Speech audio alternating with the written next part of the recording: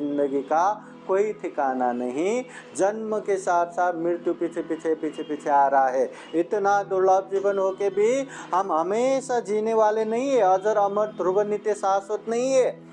हाँ, तो ऐसे दुर्लभ जीवन होके भी ये जीवन अनित्य है, ये जीवन मरणशील है, ये जीवन कब कहाँ खत्म होगा।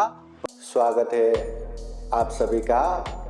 आप लोग देख रहे हैं बुद्धास टीचिंग चैनल और हम यहाँ महाकारुणिक तथागत बुद्ध और उनके शिक्षाओं के विषय में चर्चा करते हैं।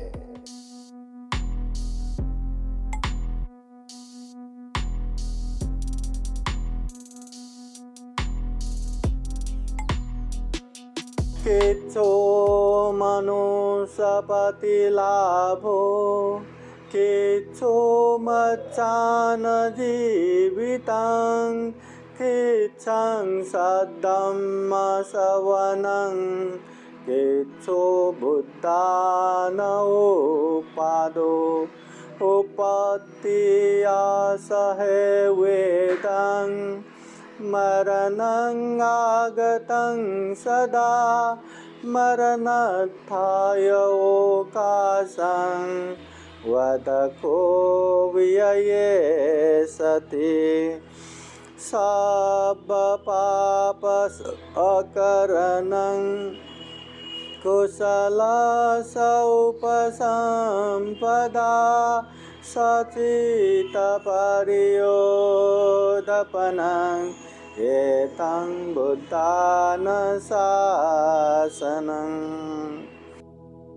सर्वप्रथम महाकारुणिक तथागत बुद्ध धम्म संघ को त्रिवार वंदना। परम पूजनीय बोधिसत्व डॉक्टर बाबा साहब अम्बेडकर, यहाँ उपस्थित संपूर्ण श्रद्धा संपन्न बुद्धि संपन्न उपासक उपासिकाएं, आज विशेषतः विमल उपासिका उनके 25वां स्मृति दिन निमित्त विशेष परित्राण धम्मदेशना कार्यक्रम हम संपन्न कर रहे हैं और इस उपलक्ष्य में बहुत सारे उपासक उपासिकाएं भी आज के कार्यक्रम में उपस्थित है। हम यही कामना करते हैं, सर्वप्रथम हमने जो भी पुण्य किया, जो भी पुण्य करने वाले हैं, इस पुण्य के अनुभाव से काल कथित विमल उपासिका को सुगति प्राप्त हो, दुख मुक्त निर्वाण प्राप्ति हो और जो परिवार है, बंधु बांधव है, निरंतर पुण्य धम्म करते हुए ये दुर्लभ जीवन, यह अमूल्य जीवन, प्राणी जगत में सर्वश्रेष्ठ मनुष्य जीवन को सफल बना सके, सार्थक बना सके, ऐसी कामना करते हैं। महाकारुणिक तथागत बुद्ध बार बार कहते हैं कि जो मनुष्य पति लाभ हो, यह मनुष्य जीवन प्राप्त होना दुर्लभ है। किच्छं मच्चान जीवितं, मनुष्य हो के मनुष्य की तरह जीना ये भी दुर्लभ है। हाँ, मनुष्य जीवन प्राप्त होना दुर्लभ है। वो दुर्लभ जीवन हम जी रहे हैं, हमें मनुष्य जीवन प्राप्त हुआ है और मनुष्य की तरह जीना ये भी दुर्लभ है। न जाने हमने कितना कितना कितना पुण्य किया तो ऐसे मनुष्य जीवन प्राप्त हुआ है। और मनुष्य में भी देखो ना, कहाँ जंगल में, खेरे पारे में, यहाँ वहाँ जन्म हुआ तो वो लोग तो जीने के संघर्ष में ही चला जाएगा, खाने पीने के संघर्ष में ही चला जाएगा। कहाँ पाप कहाँ धम्म। हाँ, और मनुष्य होके जन्म हुआ, हाँ, किसी का थोड़ा भी ये दिमागी हालत भी संतुलन गया तो कुछ भी नहीं समझता। हाँ, ऐसे ही किसी का मतलब क्या नहीं, अपांग होके जन्म होते, हैंडीक्राफ्ट होके जन्म होते, किसी का क्या किसी का क्या, कहाँ पाप कहाँ पुण्य कहाँ धम्म।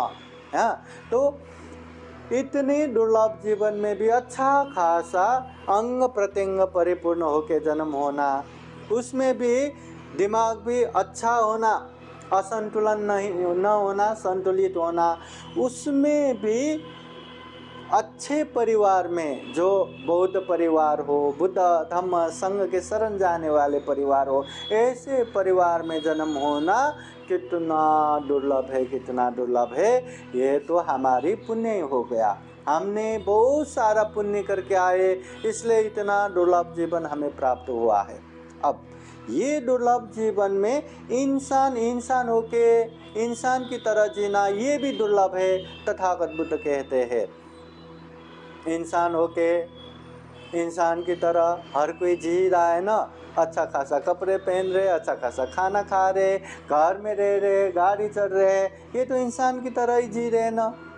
परंतु महाकारुणिक तथागत बुद्ध कहते हैं खाली खाने पीने और खाने पीने के लिए संघर्ष करना, जीने के लिए संघर्ष करना, परिवार बनाना और एक दिन मर जाना, ये मनुष्य जीवन नहीं है। ये तो जीव जंतु पशु पंछी कीट पतंग हर प्राणी करते हैं। वो लोग भी जीने के लिए संघर्ष करते हैं, वो लोग भी परिवार बनाते हैं, वो लोग भी मरने से भयभीत होते हैं और वो भी मरते हैं। तो हम में और उनमें क्या फ़र्क है? हम में विवेक बुद्धि है, हम में चिंतन मनन करने की शक्ति है, हम में प्रज्ञा है। तो बुरा बुरा है, अकुशल अकुशल है, पाप पाप है, हम समझ सकते हैं। और इतना ही नहीं, हर पाप से दूर भी हो सकते हैं। पुण्य पुण्य है, धम्म धम्म है, कुशल कुशल है, और हर कुशल कर्म करते करते हम जी सकते हैं। तो ये मनुष्य जीवन का पावर है। हम केवल अकेला मनुष्य जीवन ही ऐसा है जहाँ हम पाप धर्म समझ सकते हैं, जहाँ हम पाप से दूर हो सकते हैं, हर पुण्य कार्य में आगे बढ़ सकते हैं। इस दुनिया में मनुष्य के अलावा कोई भी जीव जंतु पशु पंछी कीट पतंग इस तरह से नहीं जी सकते। इसलिए बुद्ध कहते हैं सही रूप में हम मनुष्य की तरह जी रहे क्या? पाप को पाप समझते हुए पाप से दूर हो रहे क्या? पुण्य को पुण्य समझते हुए पुण्य कार्य में आगे बढ़ रहे क्या? अगर उस तरह से जी रहे हैं तो हम ये दुर्लभ जीवन जी रहे हैं। तो ये भी बहुत दुर्लभ है। यहाँ इंसान होके भी जो बौद्ध है ही नहीं, जिसको पुण्य पाप सही रूप से मालूम ही नहीं, वो लोग क्या पाप से दूर होगा, क्या पुण्य कार्य में आगे बढ़ेगा? मगर जिसको पता है पुण्य, जिसको पता है पाप, वो भी पाप से दूर नहीं हो पाता, वो भी पुण्य कार्य में आगे नहीं बढ़ पाते। बौद्ध कुल में जन्म होने के बाद भी, बुद्ध धम्म संघ के शरण जाने के बाद भी वो लोग भी शरीर वाणी मन से पाप न करे, ऐसा नहीं हो सकता। और निरंतर पुण्य करते जाए, शील पालन करे, दान देते जाए, ध्यान साधना करते जाए, ये भी आसान नहीं होता। बौद्धों को भी, हमें भी। तो ऐसे अच्छे से समझ के जी सके तो हाँ, हम दुर्लभ मनुष्य जीवन जी रहे हैं। फिर तथागत बुद्ध कहते हैं कि छंग सद्धम्म सवनं, दुनिया में सही धम्म सुनने को मिलना भी बहुत दुर्लभ है। तथागत बुद्ध ब्रह्मजाल सूत्र में एक उदाहरण देते हैं, जैसे छोटा सा तालाब इंसान बनाते हैं और उसमें अनेक अनेक मछलियाँ पालते हैं। और जब मछलियाँ बड़े बड़े हो जाए, जितने तालाब है उतने बराबर का एक जाल बना के उसमें डालेंगे, तो जितने भी तालाब के मछलियाँ हैं सब के सब वो जाल में आ जाता है, कोई बच नहीं सकता। तो वैसे ही दुनिया भर में ब्रह्म जाल समान, अर्थ जाल समान, दृष्टि जाल समान धम्म के नाम पे अनेक अनेक अनेक धम्म का जाल यहाँ फैला के रखा हुआ है। उससे बचना बहुत ही मुश्किल है। एकाध बच जाता है जिसको सही धम्म मिलता है। तो ब्रह्म जाल समान गलत धम्म में जाने वाले बहुत है। अच्छे धम्म सुनना, अच्छे धम्म समझना, अच्छे धम्म को पालन करना बहुत ही दुर्लभ है, बहुत ही कम है। यहाँ धम्म के नाम पे लोग क्या क्या करते हैं, मरते हैं, मारते हैं, अनेक पशु पंछियों को बलि देते हैं, क्या क्या करते हैं। अभी जिंदगी दाव पे लगाना ये छोटा मोटा काम है क्या? एक पशु पंछियों को बलि देने के लिए भी लाखों खर्चा करके वो लोग करते हैं। ये कम है क्या? परंतु दुनिया में अच्छे धम्म सुनने को नहीं मिला तो धम्म के नाम पे जितना भी करेंगे पाप ही हो जाता है। इसलिए दुनिया में सही धम्म मिलना बहुत दुर्लभ है। बाबा साहब के पुण्य ही इतना अच्छा धम्म हमें मिला है, बुद्ध धम्म संग मिला है। यहाँ जितना हम पुण्य करेंगे उतना हमें कुशल कम होगा। ये ऐसे धम्म है, दूसरे जैसा धम्म करेंगे और हमें पाप ही चढ़ता जाए, पाप ही चढ़ता जाए, ऐसा धम्म नहीं है। तो ऐसे सद्धर्म सुनने को मिलना बहुत दुर्लभ है।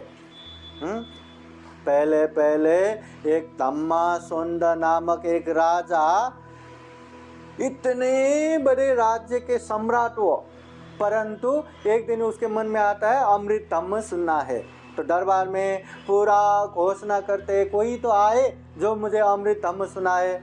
दरबार के इतने विद्वान पंडित थे, कोई नहीं आया। हाँ, बाकी पूरा नगर भर, राज्य भर सबको बताया, कोई नहीं आया। अभी इनाम रखने लगा, जो भी मुझे अमृत धम्म सुनाएगा 1000 स्वर्ण मुद्रा।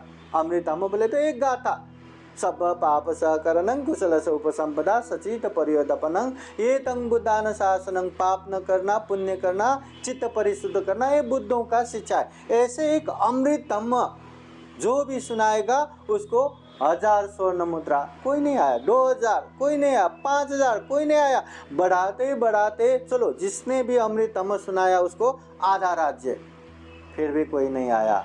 चलो पूरा राज्य देंगे, कोई नहीं आया। अरे ऐसे राज्य में जहाँ अमृत धम्म सुनने को नहीं मिलता, मैं राजा बन के क्या करूँ। पूरा छोड़ छाड़ के पूरा वो जंगल जंगल भटकने लगा। और जंगल में भी एक राक्षस मिलता है जो बहुत ही बूढ़ा हो चुका है। तो उसको लगा कि ये बहुत पुराना है, इसका आयु बहुत ज़्यादा रहता है, पक्का इसको पता रहेगा अमृत धम्म। उसके पास जाके पूछते हैं, आपको अमृत धम्म पता है क्या? हाँ पता है। तो मुझे बताओ, बताने से मुझे क्या मिलेगा? अभी क्या चाहिए, मैं वो देने के लिए तैयार हूँ।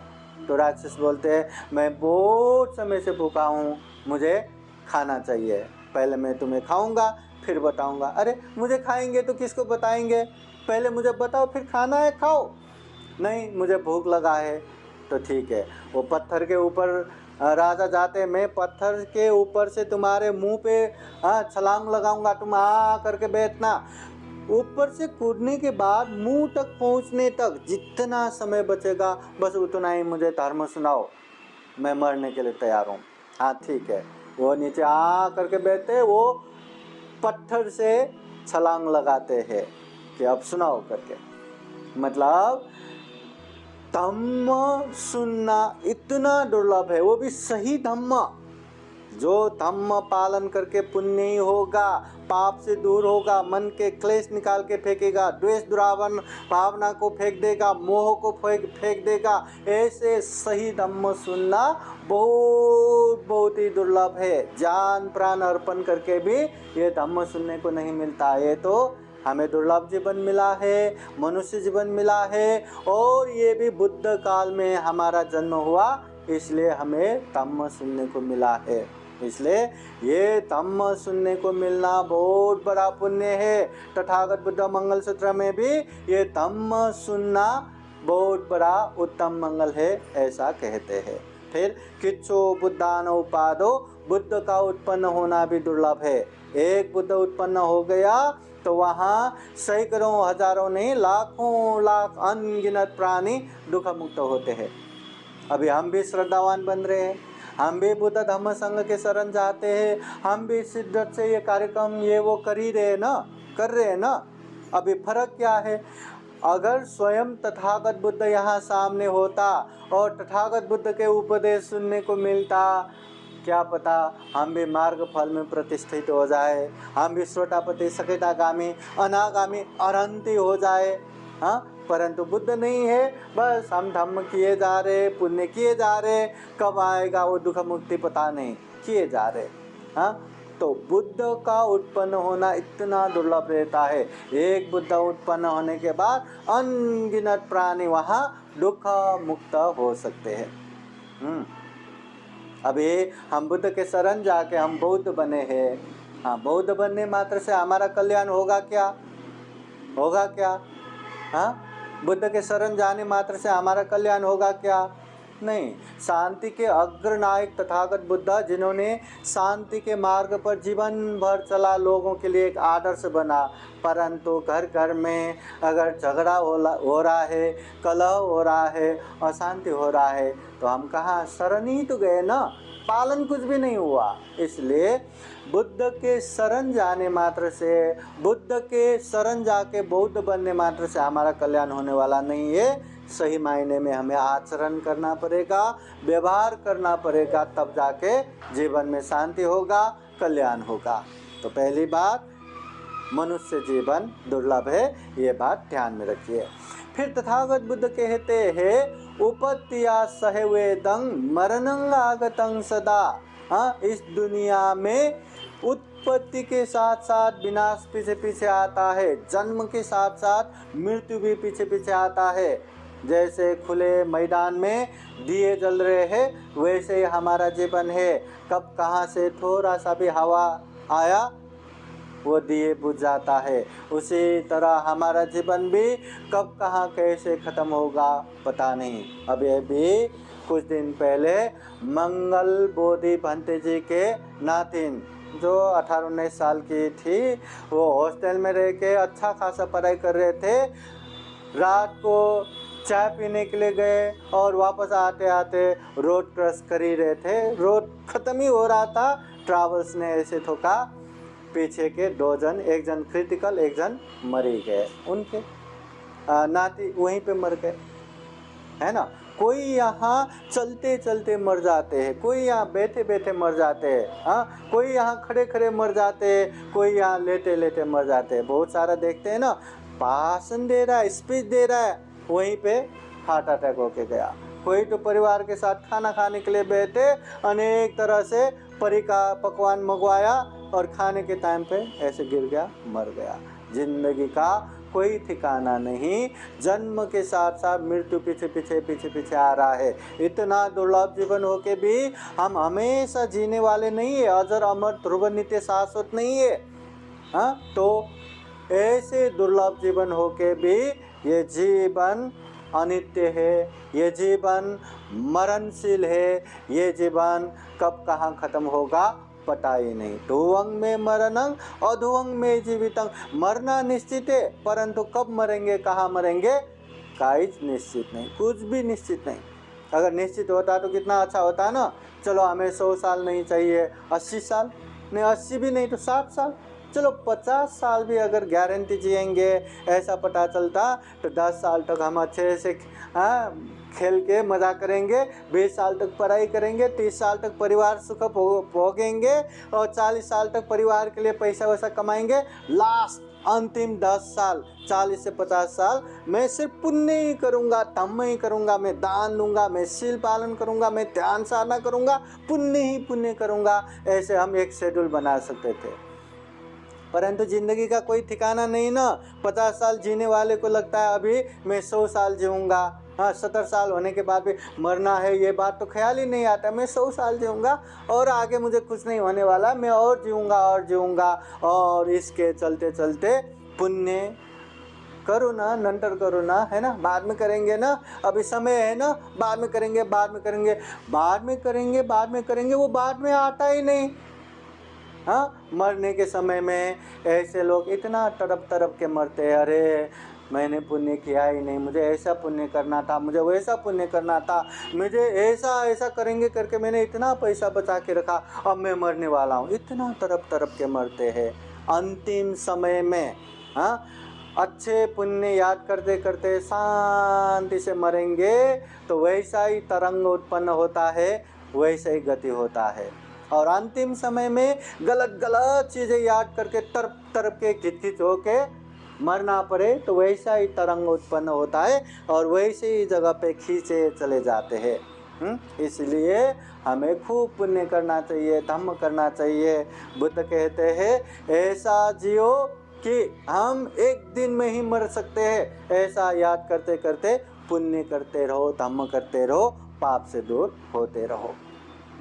करना आसान नहीं है, फिर भी आदत डाला मतलब आगे जाके मुझे ये करना है वो करना है, पूरा प्लान प्लान प्लान प्लान, केवल प्लान ही बना के मत रखो। प्लान बनाओ, परंतु कल को हम मर भी गया वो प्लान दूसरे लोग करेंगे, मगर जो मुझे पुण्य करना है, धर्म करना है, मैं करके जा रहा हूँ। हाँ, तो ऐसा निश्चिंत होके, कॉन्फिडेंट होके जी सका तो वो इंसान मरने के लिए कभी भयभीत नहीं होते।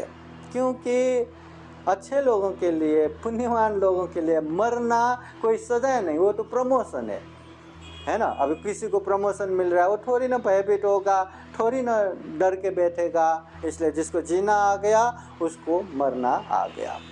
तो इसलिए ये दुर्लभ जीवन होके भी हमेशा रहने वाले जीवन नहीं है। ये बात को याद करते करते हमें खूब पुण्य करना है, खूब धम्म करना है।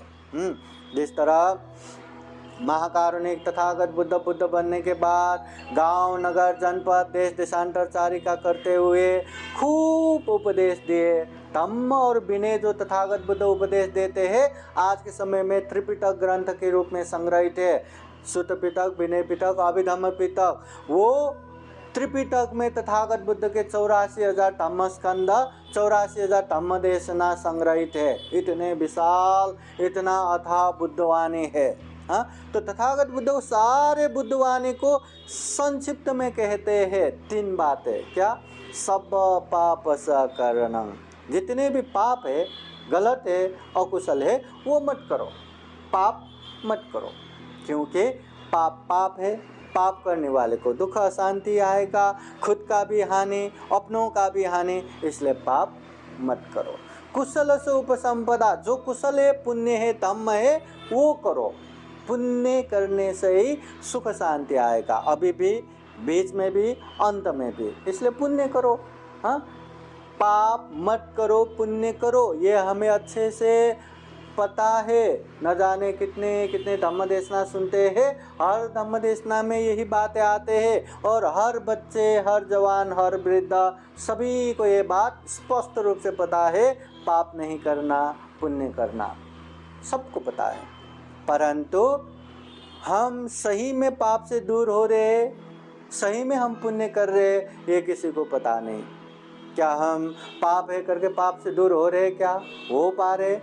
पुण्य है करके हम निरंतर पुण्य कर रहे? क्या कर पा रहे? हाँ, ये आसान नहीं है। इसका कारण भी हमने आदत ही नहीं डाला। इसलिए पाप नहीं करना, इतने से हमारा कल्याण नहीं होगा, उससे दूर रहने की आदत डालो, आदत बनाओ।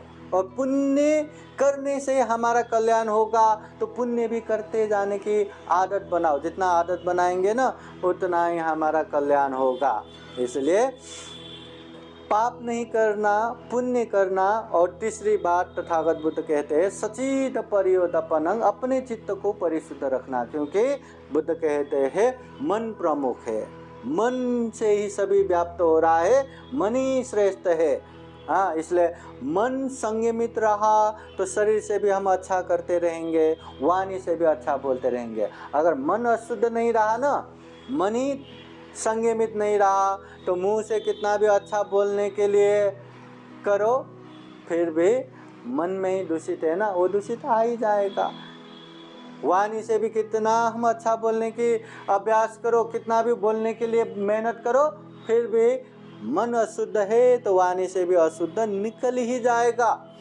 जो अंदर से संयमित नहीं है, वो 5-10 मिनट थोड़ी देर के लिए अपने आप को बहुत अच्छा है करके दिखा सकते हैं, मगर थोड़ी देर उससे बात करने के बाद उसके मन में जो ऐसा है, जो है वही निकल के आएगा। हाँ, इसलिए तथागत बुद्ध कहते हैं मन को ही संयमित करना है। जब तक मन को हम संयमित नहीं कर पाएंगे, तब तक हम अच्छा नहीं बन पाएंगे। कितना भी कोशिश करो, पाप से दूर नहीं हो पाएंगे, पुण्य कार्य में आगे नहीं बढ़ पाएंगे। और बुद्ध कहते हैं जो भी पहले बुद्ध बन के गए हैं, जो वर्तमान समय में बुद्ध है, जो भविष्य में आने वाले बुद्ध है, सारे बुद्धों का ये सारांश उपदेश है। पाप मत करो, पुण्य करो, चित्त परिशुद्ध करो। और बहुत आसान चीज़ है। खेत में काम करने वाले किसान से लेके अच्छे से अच्छे पढ़ाई करने वाले, हाँ, इंटेलेक्चुअल विद्वान पंडित सबको समझ में आता है।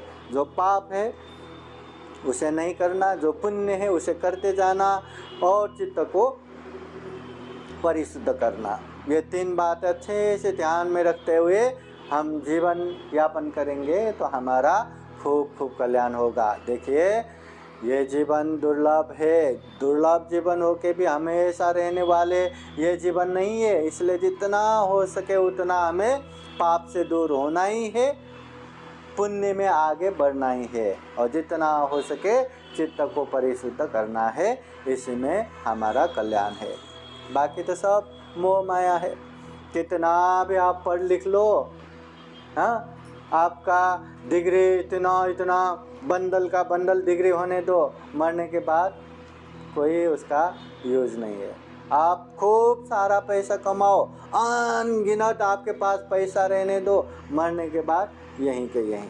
कितना भी आपका परिवार हो, बंधु बांधव हो, दिल से साथ देने वाले, हर तरह से साथ देने वाले लोग कितना भी होने दो, मरने के बाद सब यहीं के यहीं।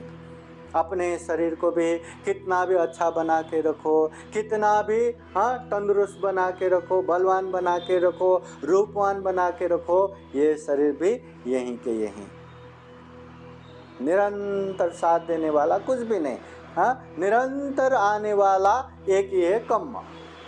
जब तक निर्वाण प्राप्त नहीं होगा तब तक ये कर्म हमें छोड़ेगा नहीं, साथ आता रहेगा। कर्म बोले तो जो हम शरीर वाणी मन से काम करते हैं वो कर्म या तो अच्छा है या तो बुरा है। अच्छे कर्म को कुशल कर्म, बुरे कर्म को अकुशल कर्म।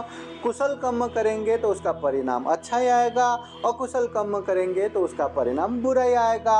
हम जो जैसा कर्म करते हैं उसका परिणाम हमको ही भुगतना पड़ेगा। अगर जीवन में सुख आ रहा है तो उसका कारण हम ही है, हमने पुण्य किया, हमने धर्म किया। अगर जीवन में दुख आ रहा है, अशांति आ रहा है तो उसका कारण भी हम ही है, हमने अकुशल किया, हमने पाप किया। इसलिए बुद्ध कहते हैं अत्ताय अतनो नाथ हो, कोई नाथ हो परोसे, हम खुद के मालक खुद ही है, कोई हमारे मालक नहीं है। ये बात को ध्यान में रखते हुए हमें ही पुण्य करना है, हमें ही धर्म करना है। हमारे लिए कोई पुण्य करके नहीं देगा, हमारे लिए कोई पाप से दूर होके नहीं होगा, वो हमें ही करना है। और अपने चित्त भी खुद को ही परिशुद्ध करना है। बुद्ध के शरण कितना भी जाओ, बुद्ध हमारा चित्त परिशुद्ध करके नहीं देगा। कितना भी बाबा साहब का विदेशों करते रहो, बाबा साहब हमारे चित्त को परिशुद्ध करके नहीं देगा। बस मार्ग बता सकता है, रास्ता बता सकता है, पर चलना हमें ही है, करना हमें ही है। तो ये बात को ध्यान में रखते हुए खूब पुण्य करे, खूब धम्म करे। और पुण्य धम्म के लिए मैं बार बार एक बात बताता हूँ, फिर एक बात रिपीट कर रहा हूँ। एक पुण्य करने का एक माहौल बनाइए। जब तक माहौल नहीं बनता ना, कितना भी श्रद्धावान उपासक उपासिका हो, निरंतर करना आसान नहीं होता। हाँ, जो निरंतर करते हैं उनका तो अपने आप माहौल बन जाता है। कभी ये बनते आ रहा है, कभी वो बनते आ रहा है, कभी यहाँ से बनते आ रहा है, कभी वहाँ से बनते आ रहा है, वो ऑटोमेटिक बनता रहेगा। परंतु जो बार बार नहीं करते ना, वो उसके घर में करेंगे करके भी बहुत समय लगता है। इसलिए ये वर्षावास का समय है। हाँ, वर्षावास में जहाँ जैसा जिस तरह से पुण्य कार्य करने का मौका मिलता है वहाँ सहभागी बनिए, परंतु अपने अपने घर में महीने में एक बार इस तरह से परित्राण का सैनिटाइज कीजिए, परित्राण पाठ कीजिए, धम्म का वातावरण बनाइए। आप यहाँ वहाँ जाएंगे तो आप अकेले ही जाएंगे, मगर घर में करेंगे। देखो हर्षल नितिकेत बैठा रहा ना, सुना ना, तो वैसे ही अपने अपने परिवार को भी सुनाना है, बहुत ज़रूरी है। एक धम्म का माहौल बनाना ज़रूरी है। जहाँ हम रहते हैं वहाँ नेगेटिविटी को भगा के पॉजिटिव इन्वायरमेंट बनाना ज़रूरी है। उसके लिए परित्राण धम्म देशना का कार्यक्रम करते जाना है। तो उसके लिए कम से कम महीने में एक बार, हुआ तो हफ्ते में एक बार करो, बहुत अच्छा है। वैसा भी नहीं हुआ तो 2 हफ्ते में एक बार करो, वो बहुत अच्छा है। और उतना भी नहीं हुआ तो कम से कम महीने में एक बार परित्राण धम्म देशना का माहौल अपने अपने घर में करना बहुत ज़रूरी है। जैसे मोबाइल डिस्चार्ज होता है ना, हम रिचार्ज करते हैं, वैसे ही पुण्य का रिचार्ज भी बार बार करना बहुत ज़रूरी है। पुण्य करना बहुत ज़रूरी है। बाबा साहब की पुण्य ही, हाँ, अभी इतने बड़े बड़े घर में रह रहे, इतना ज़्यादा पैसा कमाने लगे हैं, तो पुण्य का माहौल भी बनाना बहुत ज़रूरी है। खूब मेहनत करते हुए, परिश्रम करते हुए धन संपत्ति तो कमाना ही है, परंतु धन संपत्ति के साथ साथ अगर धम्म नहीं आया ना, वो धन संपत्ति और ज़्यादा हमें तकलीफ देगा, और ज़्यादा प्रॉब्लम देगा, अपनों में भी बहुत ज़्यादा मुश्किलें पैदा करता है। इसलिए धम्म साथ में होना बहुत ज़रूरी है। तो वर्षावास का माहौल है, महीने में एक बार कम से कम अपने अपने घर में कार्यक्रम करते जाना है, और 3 महीने तक हुआ तो 3 बार हो जाएगा, और 3 बार तक होने के बाद चलो चौथी बार भी करेंगे, 5वीं बार भी करेंगे, ऐसा करते जाना। तो उसके लिए कोई भी बहाना ढूंढो, हाँ, कि घर में 5 जन रह रहा है तो 5 जन का 5 बर्थडे पकड़ो, हाँ, कोई गुजर चुके हैं तो उनका पुण्य स्मृति पकड़ो, और जिस समय वैसा कुछ भी माहौल नहीं होता तो बहुत ही बुरा हो रहा है, चलो अभी परित्राण लेंगे, नहीं बहुत अच्छा हो रहा है, चलो उसका परित्राण लेंगे, हाँ, या किसी को याद करते हुए अरे बहुत सारे लोग एक्सीडेंट में मर रहे, चलो उन लोगों के लिए परित्राण करेंगे, या कोई भी बहाना करो, परंतु महीने में एक बार अपने अपने घर में वो कार्यक्रम करने का माहौल बनाओ। हमें बौद्ध बनना बड़ी बात नहीं है, हाँ, हम जय भीम वाले बनना बड़ी बात नहीं है, अभ्यास करना बड़ी बात है। श्रद्धावान हो के सारे चीज़ों का, धम्म का अभ्यास करना बड़ी बात है, उससे हमारा कल्याण होगा। हाँ, बुद्धं शरणं गच्छामि हम 100 बार, 1000 बार, लाख बार बोला, उससे हमें पुण्य नहीं मिलेगा, मगर बुद्ध ने जो बताया उसको जितना अभ्यास करेंगे उसका पुण्य हमें ज़्यादा मिलेगा। तो इसलिए धम्म को अच्छे से अभ्यास करने के लिए धम्म का माहौल बनाते रहिए, धम्म करने वाले उपासक उपासिकाओं का समूह बनाते रहिए। समूह बन गया, जैसे आज शीतल ताई ने अपने घर में कार्यक्रम किया तो सारे उपासक उपासिकाओं को भी पुण्य करने का मौका मिला। उसी तरह कभी हजारे ताई के घर में, कभी धनविजय ताई के घर में, कभी कामले ताई के घर में, कभी कहाँ कार्यक्रम होगा, तो फिर दूसरों को भी पुण्य करने का मौका मिलेगा। हाँ, उस तरह का पुण्य का मौका बनाते बनाते, पुण्य करते कराते आगे बढ़ना है। जितना पुण्य करेंगे वो पुण्य रूपी संपत्ति ही हमारा सही संपत्ति है, जो हमेशा हमारा आधार बनेगा, सुख शांति का कारण बनेगा, दुख मुक्त निर्वाण प्राप्ति के लिए हमेशा हमें सहायता देता रहेगा। तो इस तरह का पुण्य का माहौल बनाते हुए खूब पुण्य करें, खूब धम्म करें। फिर एक बार जो धम्म देशना सुन रहे उपासक उपासिकाएं हैं, सबके जीवन में खूब सुख हो, शांति हो, मंगल हो, कल्याण हो, दुख मुक्त निर्वाण प्राप्ति के लिए निरंतर अग्रगामी बने। खूब सारा पुण्य धम्म करते हुए ये दुर्लभ जीवन, ये अमूल्य जीवन, प्राणी जगत में सर्वश्रेष्ठ मनुष्य जीवन को सफल बनाए, सार्थक बनाए, ऐसे कामना करते हुए ये धम्म देशना यहीं समापन करते हैं। सभी का मंगल हो, सभी का कल्याण हो। भवतु सब मंगलं। साधु साधु साधु। बुद्धं नमामि, बुद्ध को नमन करता हूँ।